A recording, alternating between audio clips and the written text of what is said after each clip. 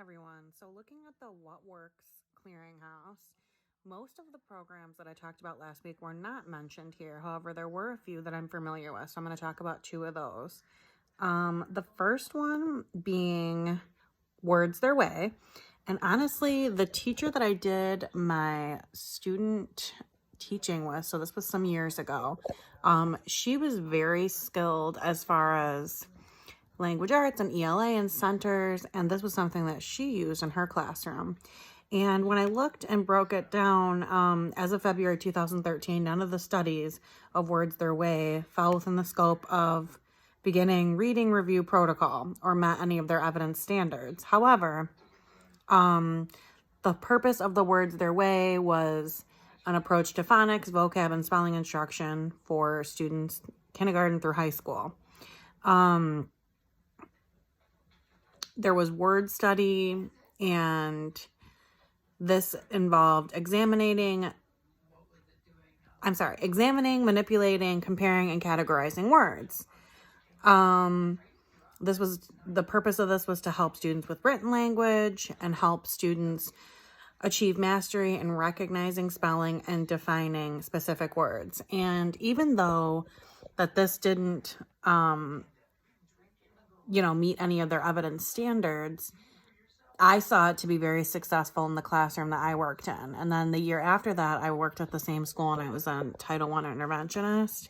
And I did see a lot of gains with students that were working with Words Their Way. The other thing I did notice on Words Their Way, just a second, was leveled literacy instruction. Sorry, just a second here.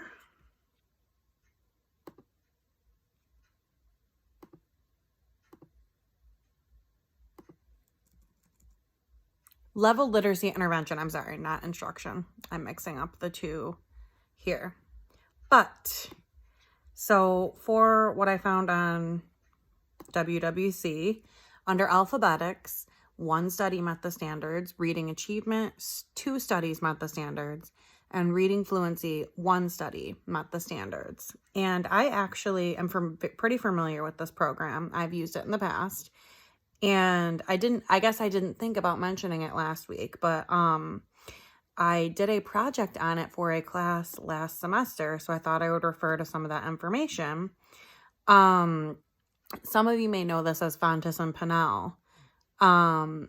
It is designed to help students that are not meeting their grade level expectations in literacy, to help expand reading comprehension, increase student engagement, monitor student progress, and intervene with small groups of struggling readers to maximize growth.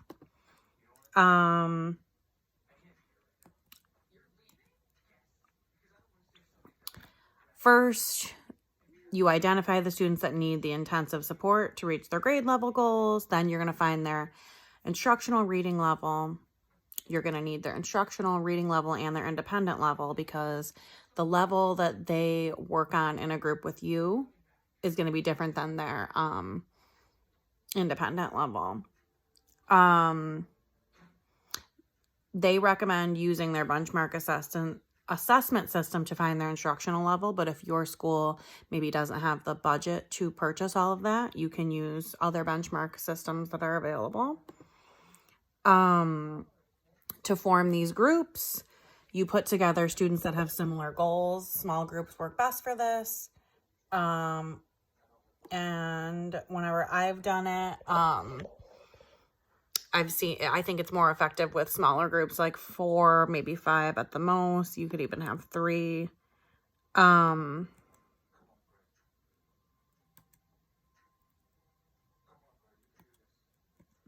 then basically, like, each level of text as they get harder, it's going to be asking different things. So when they're first, if they're lower starting out, it might be working on things like rhyming. And then when they get higher up in the program, they might be reading more complex texts with accuracy, fluency, and comprehension. And some of the comprehension questions are going to get harder as the levels go on. Basically, for this program to work best, the lesson should be explicit, direct, and frequent. So a couple times a week. If it could be every day, that would be awesome, but not everyone can do that. So a couple times a week would be best.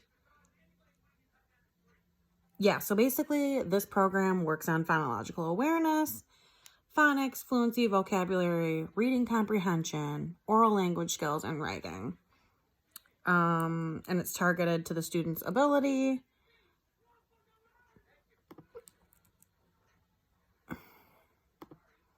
So like I said, there was, of all those studies, there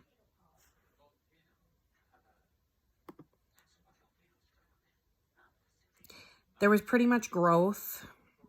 One of the studies, there was 824 students. So, 1 to 2 levels of growth was 33% of the students.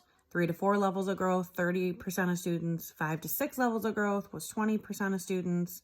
7 or more levels of growth was 10% of the students. And then only 4.9% of students did not show any growth.